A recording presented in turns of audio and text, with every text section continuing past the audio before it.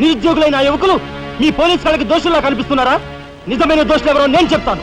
నా దగ్గర కొన్ని ఆధారాలు ఉన్నాయి. మీకు చావుంటే చేయగల దమ్ముంటే వాళ్ళని పట్టుకోండి. అంతేకాని అమాయకులు నిర్బంధించి రాక్షసంగా ప్రవర్తిస్తే మా పత్రికా లోకం చూస్తూ ఊరుకోదు. నిజాన్ని నిర్భయంగా రాసి దేశానికి సార్ చెప్తుంది.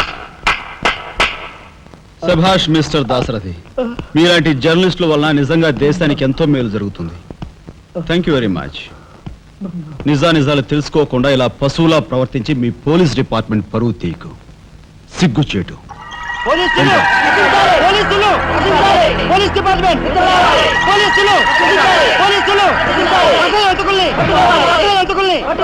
లోపల రండి దాశరథి గారు, మీ దగ్గరున్న ఆధారాలతో చట్టానికి సహకరించండి. రండి.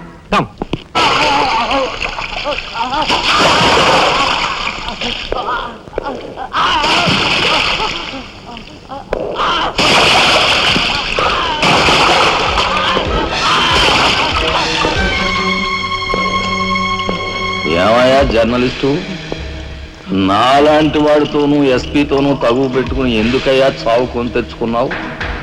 మనిషిని చంపటం ఆటవికం. You are right. అందుకేనయ్యా నువ్వంటే నాకు చాలా ఇష్టం. చచ్చిపోయే ముందు కూడా ఇలా రెచ్చిపోవడం దేశంలో ఎంతమందికి సాధ్యం? తమ్ముడు, వీడు దేశానికి పనికొచ్చే జర్నలిస్టులా ఉన్నాడు. వదిలిపెట్టేద్దామా? ఊరుకోనయ్యా, మనల్ని ఎండగట్టి వాడి పేపర్ సర్క్యులేషన్ 3,000 నుంచి 30,000 పెంచుకున్నాడు. చాలా